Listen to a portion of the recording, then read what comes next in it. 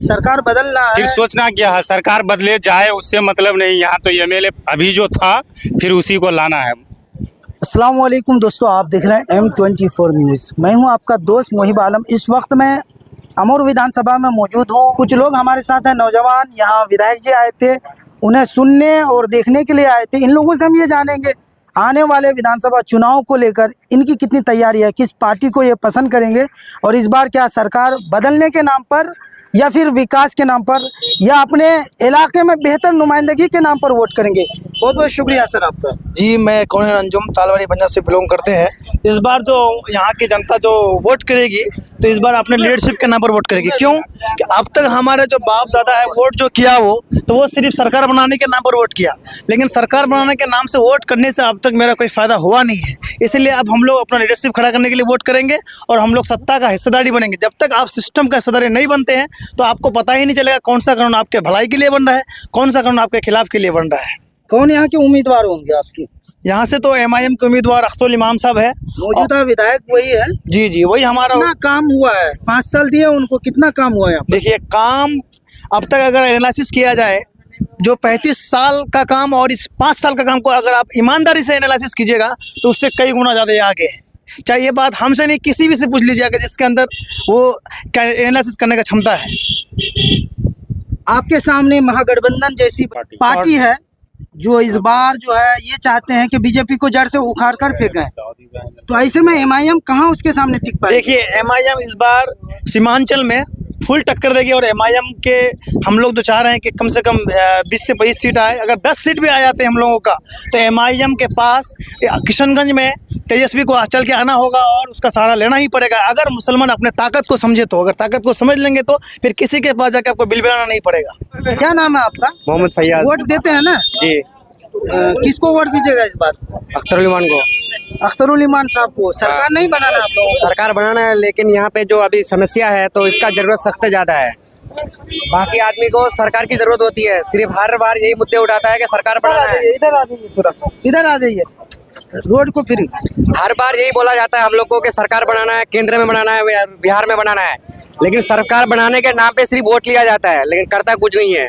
बस जो है लोगों को सरकार से मतलब नहीं है। सरकार से मतलब है महागठबंधन का सरकार बने, उससे हमको कोई दिक्कत नहीं है। सब कोई चाहता है कि बीजेपी को उखाड़ के फेंके, लेकिन गठबंधन को इसको MIM को शामिल में लेना चाहिए था। अभी वो शामिल में नहीं लिए, वो बहुत गलती किए हैं, बहुत बड़ा गलती किए अच्छा, हैं। आप बोल रहे हैं कि महागठबंधन की सरकार बने और वोट कीजिएगा MIM को, तो फिर कैसे महागठबंधन की नहीं तो उसको तो बोले हैं कि हमको भी शामिल कीजिए, लेकिन वो लोग नहीं करता है, तो ऐसे कैसे वो बनाएंगे? उसको करना चाहिए ना। और भी हमारे साथ कुछ लोग हैं। जी, आपका नाम सर? हाँ, सरफराज अहमद।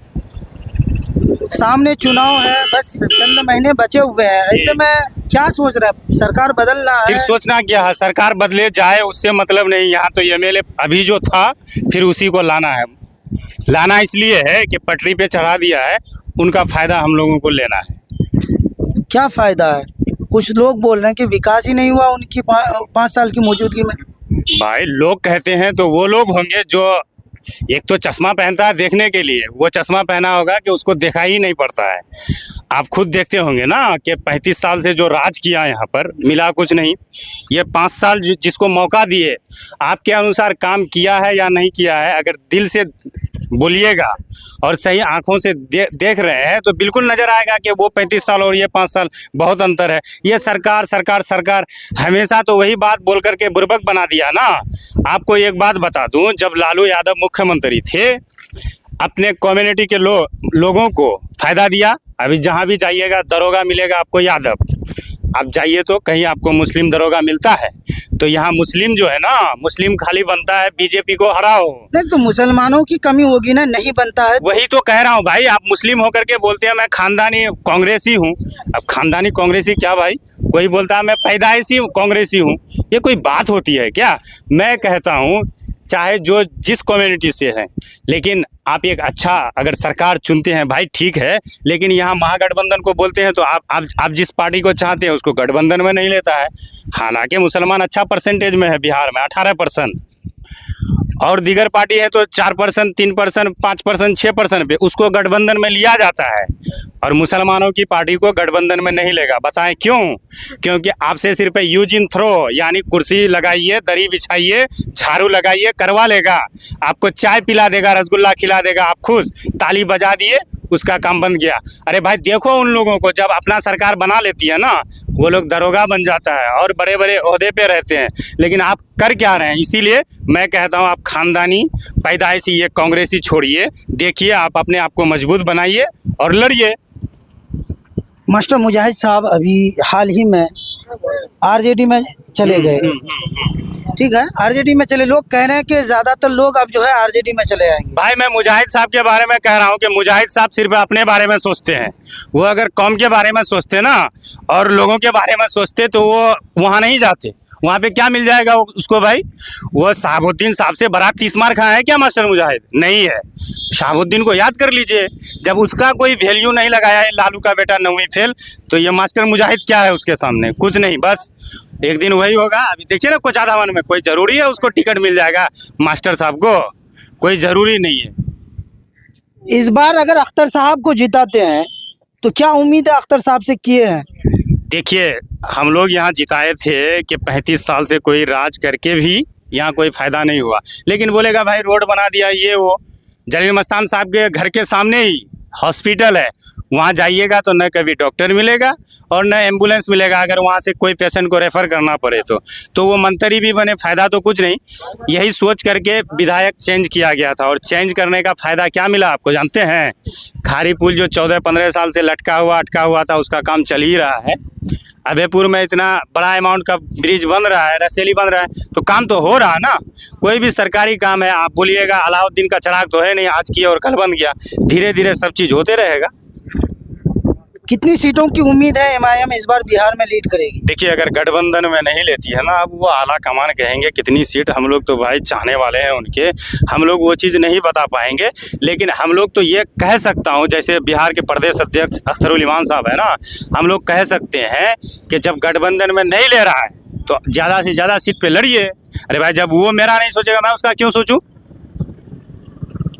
और भी कुछ लोग हैं, इन लोगों से भी हम जान लेते हैं।